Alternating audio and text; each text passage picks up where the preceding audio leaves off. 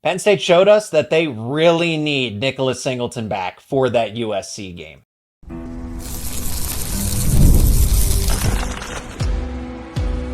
You are Locked On Nittany Lions, your daily podcast on the Penn State Nittany Lions. Part of the Locked On Podcast Network, your team every day. And thanks for making Locked On Nittany Lions your first listen and watch every single day. My name is Zach Seyko. I'm your host of the show. Today's episode is brought to you by Game Time. Download the Game Time app, create an account, and use promo code LOCKEDONCollege for $20 off your first purchase. Be a part of the conversation down in the comments section. Let me know your thoughts. These are some takeaways from UCLA, but going into, more importantly, the USC game. I want to start with Nicholas Singleton, the slow starts. We'll start with that at the top of the show, and then get into some other things, concerns about the offensive line, because I saw the debate, and USC is unranked. We'll cover all of it in today's episode, but beginning with Nicholas Singleton. Offense looked different without him. Penn State does need him to be, you would like him to be available for every game, but games against UCLA, you can get away with not having Nicholas Singleton in the lineup. You can allow him that time to rest. And it seems like he was a go for the most part, but J1 Sider decided, hey, think it's best here that Singleton doesn't play. The offense looked different without him. He's an explosive running back. As we all know, he's got the breakaway speed, even at 226 pounds. And we saw a lack of explosiveness in the ground game. It was apparent, right? There's more explosiveness with Singleton versus a Kaytron Allen. Kaytron Allen lowers the boom. So Penn State absolutely needs Singleton for that USC game. And I will say this, he is the better running back on the team. I know there's the debate, who's better, Nicholas Singleton, Kaytron Allen? Maybe they're both equal. I am here to say that there is a clearer gap.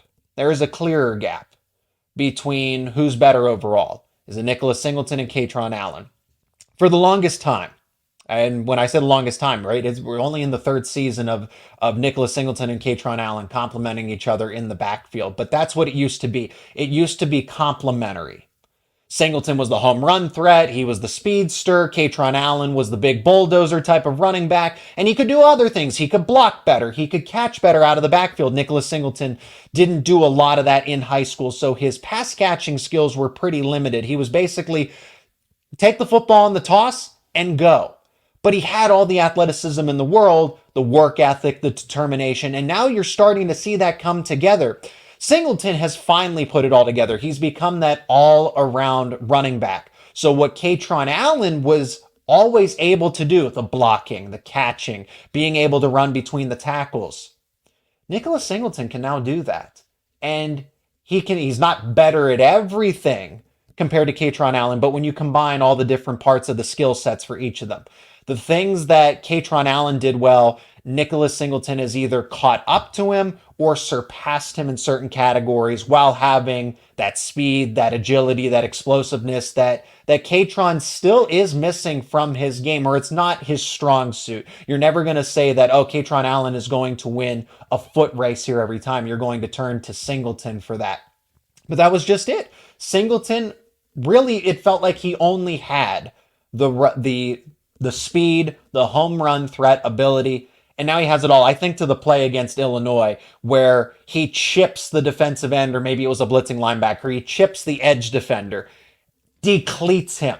And then Singleton is probably all hyped up from that hit. He's got to go out and catch a pass. He catches the pass, turns around, and then runs over the next Illinois defender and gets the first down on third down. It's not that Kaytron Allen can't do that, but to see Singleton now add that to his arsenal as a player, he has become that all-around complete running back. And then you take the athleticism, and that's what makes him the better of the two. So if you're still having the debate who's better, Nicholas Singleton or Kaytron Allen, in my mind, it is Singleton, that he is the better back. But Penn State needs him more from the fact that, yes, he makes the offense more explosive. Yes, he is the better running back of the two, even though both are very, very talented and one of the best dynamic duos in the country. Ohio State can make a case for that, and we will see that come mid-November, or early November, I should say. But Singleton is important because it allows for Penn State to not wear the tread on the tires. So James Franklin has talked about that a bit. the value of having two running backs, how not only they complement each other, but they just allow them to save up their energy and be ready to go when it matters most in the fourth quarter. It is so valuable to have two capable running backs at 100% or even better going into crunch time. And that's what Penn State has always had the benefit from. You've never had injury issues one way or another. And frankly, we still don't know if Singleton has been dealing with an illness or an injury. We just know his availability has been questionable. So according to Franklin in the press conference, he was not practicing on Tuesday, not practicing on Wednesday, limited Thursday, limited Friday, and he admitted that, you know what, he wasn't 100%, but I thought he was going to play against UCLA. He didn't.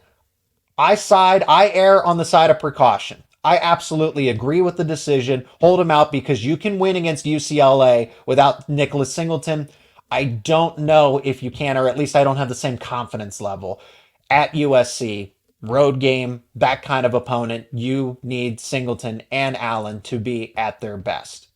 So it looks like things are trending in the right direction for Singleton, but that's the kind of value that Singleton provides. And I think people are looking past that, and they shouldn't. Something else that Singleton can contribute to, or when he's not available, it's going to show up even more so in this case, the slow starts. Some fans have been pointing this out as the biggest issue facing this Penn State team. I don't know about the biggest, but I certainly agree that it is a problem. So let's talk about it, because the offense continues to struggle to find rhythm early on. And you can get away with it against a West Virginia. You can get away with it against an Illinois. When it's USC, when it's Ohio State for sure. And I think Washington's going to get better. I don't want to look past that team. Everybody just kind of writes that off as a game that Penn State should automatically win. The official whiteout, right? But this episode isn't about Washington. I'm just saying I think Washington can make you pay for those kinds of mistakes. I still chalk it up to this being a new offense with the slow starts.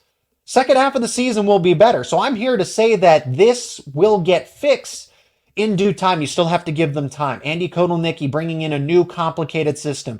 Drew Aller throwing for the first time to a guy like a Julian Fleming, right? These changes still need some time and for the team to adapt. So it's great to see that eventually they do get into rhythm at some point in time in the game. It's not like they go ice cold the entire game. They find it, but back to back slow starts. And to an extent, West Virginia and Bowling Green, 0 points in the first quarter against West Virginia, and then you trailed Bowling Green in the first half, but that more so had to do with the fact that the defense didn't have it together.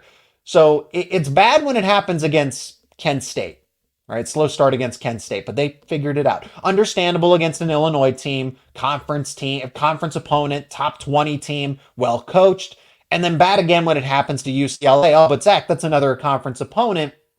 If you look at the circumstances, UCLA, it's bad when you do this against UCLA because they fly in across the country 6 hours. They land less than 16 hours to go before kickoff. And then that team is kicking off at what is a 9 a.m. game their time.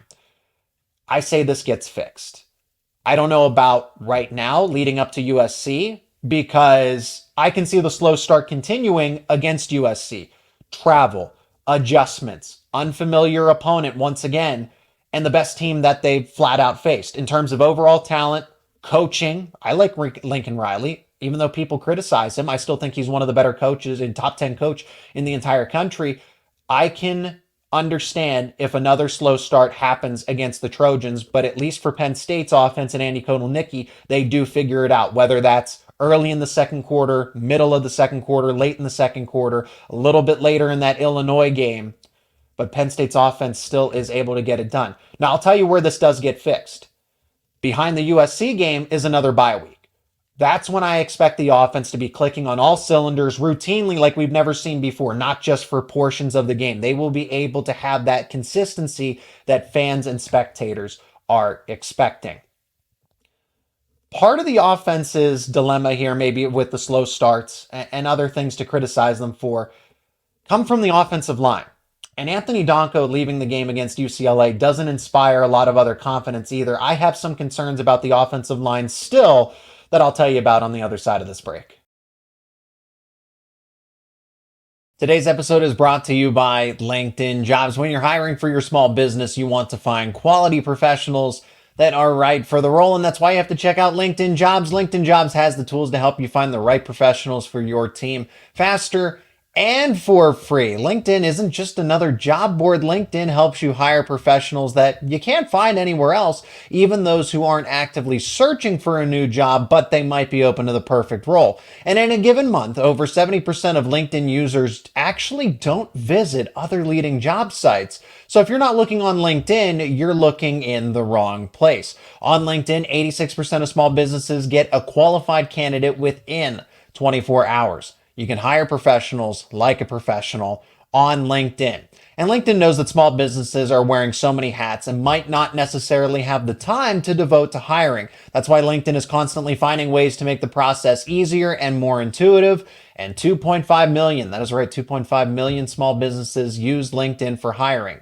So be one of them. Post your job for free at linkedin.com/lockedoncollege. That is linkedin.com/lockedoncollege to post your job for free. Terms and conditions apply.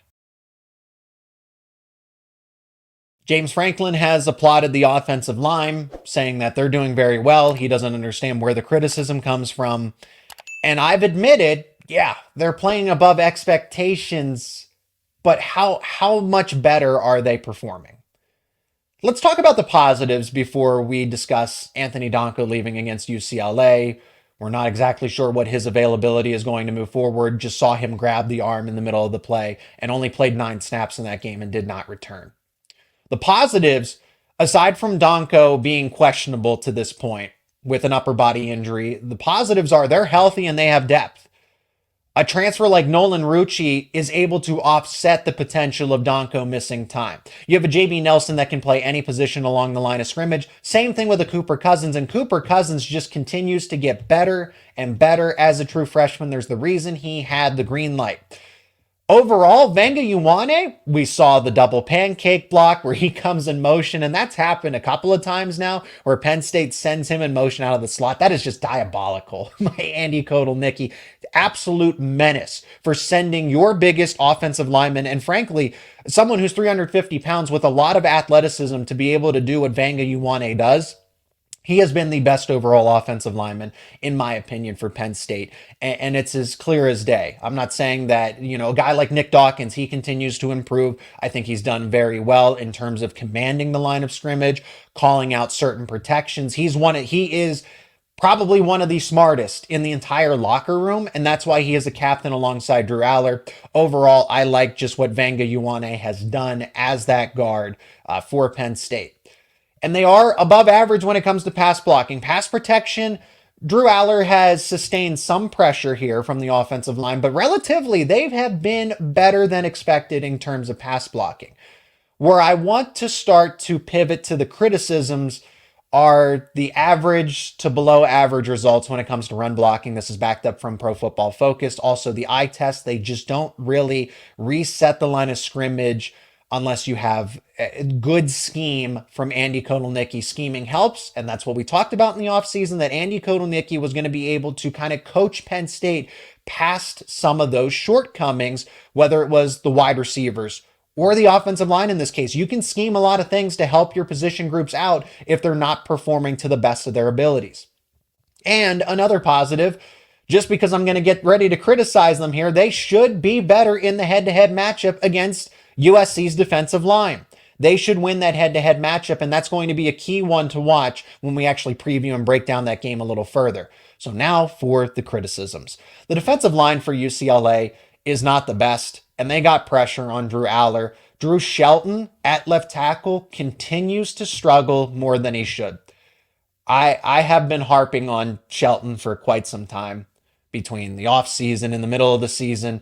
And it's sometimes he shows the bright spots of why he was a coveted 4-star tackle. And just at other times, it's hard to watch some of the plays some of the mistakes that he is making. He did not have a good game against UCLA. It's very tough for me to sit back and say out of the 5 games that Penn State has played that he's had a great performance, an incredible performance. It's either been average or below average.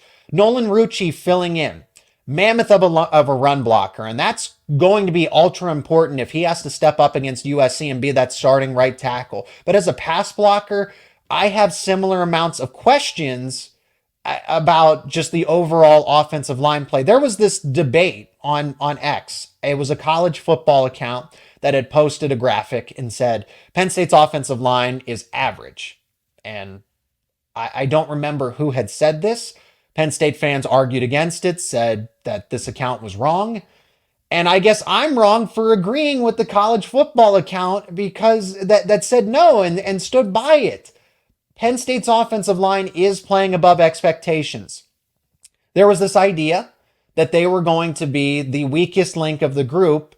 And it's tough to say who is, right? Penn State's position groups are all playing very well. Quarterback, running back, wide receivers, secondary, right? There isn't a glaring weakness. You can make criticisms about the depth at linebacker. You can talk about you can talk about the problems that they have, but nobody is holding back this team significantly. Penn State's offensive line is playing better than anticipated, but they are still struggling a good bit for my liking. And they haven't been challenged to this point. And I don't know that they will against USC. I think they're better than USC, but I don't know how good USC's defensive line is. Because when we look at West Virginia, we look at Bowling Green, Kent State, Illinois, those are below average front sevens and defensive lines. They haven't faced an elite group yet, and they're not going to until Ohio State. And I wonder about that with a Jack Sawyer and a JT Tuimoloau, guys who are surefire first-round picks now, could have been selected in the first round in this past draft, and they're back playing for Ohio State. So that's where I digress about the offensive line, because I do want to get to the passing game. The offense, the wide receivers had question marks coming into the season. This passing game has options. And it shows week by week by week, Penn State adds another option, adds another element to the passing game that you have to account for as an opposing defense. Liam Clifford, over 100 yards against UCLA. Very impressive, and something that teammates, Trey Wallace had said this, hey, we saw him do this all of training camp, and now for him to put it together. And I think he had bumps and bruises in training camp, which is why he wasn't able to contribute to the fullest at the beginning of the season here. But now you're seeing that Liam Clifford is another legitimate option in this offense. Julian Fleming contributing in other ways that aren't necessarily going to show up in the box score, but he has flashed as well. But the things that he is doing the best at, above everybody else, the blocking, running the decoy routes to maybe take a double team, maybe distract somebody in a zone. The leadership, the example that he's setting, Julian Fleming is bringing the knowledge, the winning, the championship mindset to the wide receiver room that has been absent for a few years. Amari Evans is that home run threat. I've talked about if Penn State's offense is going to go from okay, better than okay. It was okay, we'll be generous from compared to 2023. But if it's going to go from good to great, maybe even elite, Penn State has the potential to do that if they put it all together with Andy Kotelnicki's system. Amari Evans had to break out, and he has broken out. Multiple games with over 100 yards. Drew Aller is not afraid to target him, even when he doesn't make the best plays. If he has a drop, if he runs the wrong route or something like that, Amari Evans is trusted in this offense. Wallace has been relatively quiet since that West Virginia game, but he's still getting open, especially when they need him to most. He gets clear separation from the defensive back and has that athleticism. We still haven't seen him run a goal line fade yet, and we should, because his vertical is over 40 inches. And I don't want to forget about Tyler Warren. This counts as a pass catcher. We're talking about passing game options. Tyler Warren has been Drew Aller's most trusted target. He just broke the school record for touchdowns scored by a tight end, surpassing Pat Freiermuth. He is the most complete tight end in college football. That is easy for me to say. Really, Tyler Warren truly does it all. Passing for a touchdown, running for a touchdown, catching the touchdowns, does it all. And then I don't want to forget about Singleton, Allen, who can catch out of the backfield, both of them. They just haven't been asked to. And Quentin Martin was strategically lined up at receiver in the UCLA game. James Franklin talked about his value as a pass catcher. He can do that just as well. If not, maybe even, I won't go that far because he is a true freshman. Quentin Martin has all the potential in the world, and can be a versatile wide receiver if you line him up truly, strictly, not just on a swing route out of the backfield, as a wide receiver in the slot matched up against a cornerback even. Quentin Martin does have that kind of ability once he continues to figure it out. Again, he's only a true freshman, but Martin does have that potential. So those are all of the passing game options. Bo Prabula is catching passes at practice, right? So I'll just throw a tidbit in about him. But that's the versatility of the offense, that it's not just not compromised by one or two receivers. There's the tight ends, Khalil Dinkins, Luke Reynolds. Those guys can go get passes too. Penn State realistically has count 7, 8, 9 options that they can go with in the passing game here. Penn State just hasn't had to unveil them just yet. Now, I'll wrap up the show with this. Penn State's defense is trending in the right direction. And I want to share some more thoughts about USC because they lost to Minnesota and now they're unranked. So how does this game look on Penn State's resume? And I'll speak it into existence if and when they do win. We'll talk about how USC lost that game to Minnesota and where Penn State's getting everything right on defense. That's coming up next here on Locked On Nittany Lions.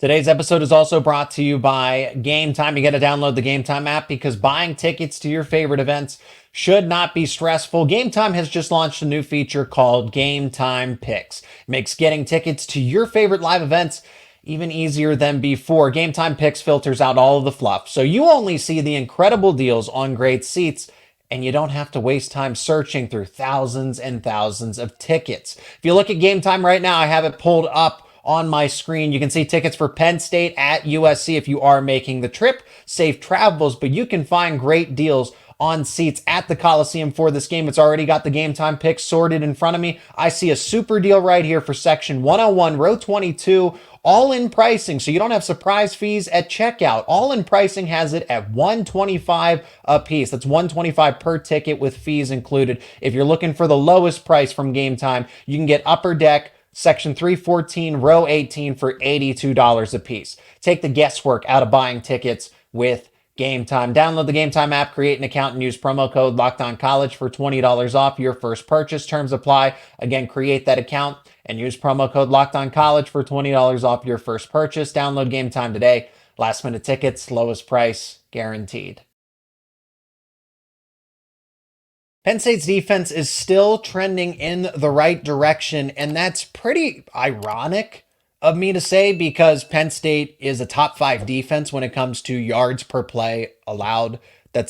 And for anybody that's new listening or watching the show, I put a lot of value in yards per play allowed when it comes to offense and defense. And Penn State is top 5 defensively when it comes to yards per play allowed. So Tom Allen's group couldn't be in a better spot. I'll start with the defensive line because they are the first guys to go at the first line of defense, right? Literally. The defensive line is playing out of the defensive linemen. They're playing out of their minds. Breakout season from Zane Durant. Devontae Thomas gets overlooked because of how much praise Zane Durant is getting. But then Alonzo Ford, Hakeem Beamon, Keziah Izzard. There is a lot of depth on this defensive line that gets, especially in the interior, that gets overlooked. The defensive tackle room couldn't be, I said that it had the strongest depth going into the season for Penn State, and that is proving to be true. And you're getting very good elite play across the board from these guys led by Zane Durant. But Abdul Carter is just getting started at defensive end. Denai Dennis is starting to show that wreaking havoc type of ability, that game wrecking type of ability with Abdul Carter. Better days are ahead for both of them, not only Carter, but Denai Dennis Sutton as well. And then I'll skip past the linebackers because I want to talk about them individually here. But the secondary overall is doing fantastic, and that's without KJ Winston. Jalen Reed has seen significant improvement and will be drafted. Zachy Wheatley is playing so much better. He's more than just the turnover king. He's able to read plays, take the right pursuit, lay big tackles, even though he's not forcing as many turnovers as maybe we would have thought. But he's more than just somebody who does get interceptions. He's not just a ball hawk. He's able to be that all-encompassing, complete safety. But then you have an A.J. Harris. Jalen Kimber is starting to get better week by week by week after kind of struggling early on in the season. And then the breakout, the emergence of an Elliott Washington. Davian Collins is seeing more playing time and is somebody that shouldn't be overlooked. Cam Miller is a quality veteran that sure isn't a consistent starter week in, week out, but he is showing progressive improvement as well. And you have those guys all available to you. And this team continues to build depth. So those are the main defensive backs. But a Zion Tracy, a Dejon Lane, who's been emphasized quite a bit to fill that third safety spot. They're relatively healthy, aside from the KJ Winston injury. That is the best benefit here for Penn State's defense, is that they are in good shape in terms of their overall health, and they're continuing to build that depth. So Tracy, Lane, Vabu Toure got a lot of playing time at safety against a UCLA. Dakari Nelson moving from safety to linebacker, and that's why I want to talk about the linebackers, because Tamir Robinson's back from injury. Tyler Elsdon and Dakari Nelson, those guys are adding a buffer where it was, okay, what happens if Tony Rojas or a Kobe King, knock on wood, happen to leave the game, are not available? Who would be able to step up? And my confidence gets better and better each week seeing Nelson log more snaps. Yes, and Elsdon. I know I've seen people criticize him, but Elsdon has actually been better this season compared to last season. Elsdon has actually been pretty good. Dom DeLuca did not miss an extended period of time. He's able to play through his bumps and bruises. So the linebackers overall are building the depth, and then you see a true freshman like an Anthony Specca get some run time here. So the linebackers are not in dire shape anymore, or dire straits. They are in a better spot than the way that I talked about them on this show, that they are the weakest link no matter how you slice it. No, the linebackers are in, and that's a testament to James Franklin and Tom Allen for making the necessary changes to get them together.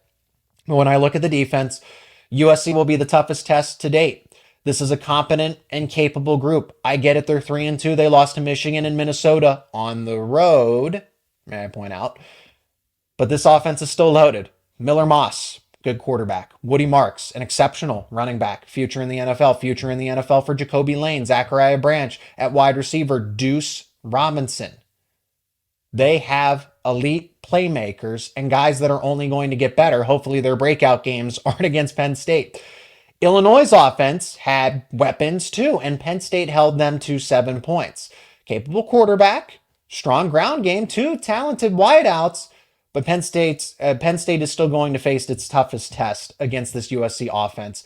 And USC's offense, their group is better than Illinois', way better than I must say. Let me talk about USC a little bit further, because they lost to Minnesota. Now they're unranked. So this matchup that was supposed to be a potential top 10 road trip for Penn State now ranked number 4 in the AP top 25. USC was supposed to sneak into the top 10. And as the number 11 team in the country, they ended up losing to Minnesota. If you listen to this podcast, I kind of figured that Minnesota would give USC a challenge, and they did. They ended up winning outright, and they won by a touchdown. This wasn't a last-second field goal. They won 24-17, and they stormed the field, and they deserved to. So now USC is unranked, and it's justified. It is justified that they are unranked. As a 2-loss team, I don't know how you put them in the top 25 if you're the AP voters, because the only other team with 2 losses in the AP top 25 is Michigan, and Michigan beat USC. So they're just on the outside. They would be technically ranked 26th if you had to extend the polling a little bit. Let's dissect that Minnesota-USC game. USC's offense did not get it done. For a group that is supposed to be powered by the offense, this is Lincoln Riley's forte. They have he's the play caller, very good group. They outgained them. They won the time of possession battle, but they turned the ball over 3 times. You can't do that. Minnesota's defense is the real deal, though. Again, going back to yards per play and yards per play allowed, Minnesota's defense is quietly in the top 5 as a group that is one of the best in the country in terms of yards per play allowed. And not only that, they forced 3 turnovers against Miller Moss. Is a veteran quarterback, first-time starter, but veteran quarterback that has developed in Lincoln Riley's system. You have capable playmakers, there's really not a lot of excuses here to have that many turnovers, even against Minnesota's defense, which is better than people are giving it credit for. I understand this if USC's defense was the one that dropped the ball, figuratively, right? If USC's defense didn't hold up its end of the bargain, but it didn't. The offense disappointed against Minnesota. So when you look at this matchup between Penn State and USC, look to the past matchups for that blueprint. Michigan, Minnesota, even Wisconsin to an extent, just look at the first half, don't look at the second half, have showed how to beat USC. The blueprint is there. It's as simple as this. Run the ball, control the game, and you'll win. Control the tempo of the game, and you win. I want to go back on what I said about how, Penn State needs to go up tempo. They need to go, fast as humanly possible and just points. Absolutely not. Absolutely not. That is not the winning formula against a USC team. You run the football, you burn clock, and you keep that offense on the sidelines, and you wear out that defense, especially when you go on the road. Penn State's offense is going to have to preserve the defense because USC is going to try to do the reverse. USC is going to try to do that. Speed up a Penn State team because it worked against Wisconsin in the second half. How can Penn State preserve its energy for as long as possible and play a full 4 quarters? The offense is going to be tasked with completing 10, 12, maybe even 15 play drives and eat 6, 7, 8 minutes off of the clock and keep USC's offense on the sideline and keep them ice cold. If Michigan can do it, Penn State can do it. If Minnesota's offense can do it, Penn State can definitely do it as well. For being unranked, again, I'll go back to that. It's reasonable, it's understandable, it's justified. Their Pitt is now in the top 25 being a 5-0 team.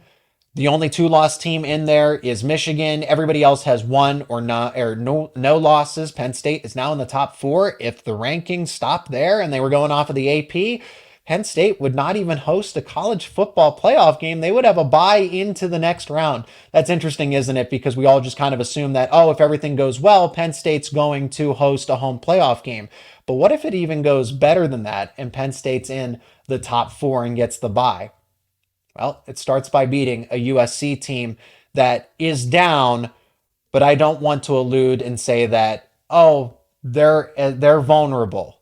They're easy to defeat. No, this is not an easy task. But Penn State is in a good position to continue this winning streak and beat a Trojan football team. And that's where we'll end it on this edition of Locked On Nittany Lions. Thanks so much for checking out this episode. Whether you're a returning subscriber or a new listener, viewer, thank you so much for checking out this edition of Locked On Nittany Lions. Please leave a like on it, share it with friends and family. Let me know your thoughts down in the comments section. Be a part of the discussion. That's the most important part out of all of this. Let me know your thoughts about my takeaways for Penn State, your takeaways after that UCLA game, and your early thoughts on USC. And if you're not already, become an everyday or subscribe to Locked On Nittany Lions on YouTube and wherever you get your podcasts for the latest conversations around your favorite Penn State sports teams. As always, thanks so much for making Locked On Nittany Lions your first listen and watch every single day. For your second listen, you got to check out Locked On Big Ten. Yes, the Locked On Big Ten podcast with host Craig Sheeman. Craig Sheeman does an incredible job covering everything from Penn State to, yes, Ohio State, Michigan, and everybody else in between, even with the new teams involved as well. All 18 teams covered in depth. There is nothing that gets looked past in the Big Ten when it comes to Craig Sheeman and the Locked On Big Ten podcast. It's available on YouTube and wherever you get your podcasts, and it's part of the Locked On Podcast Network, your team every day.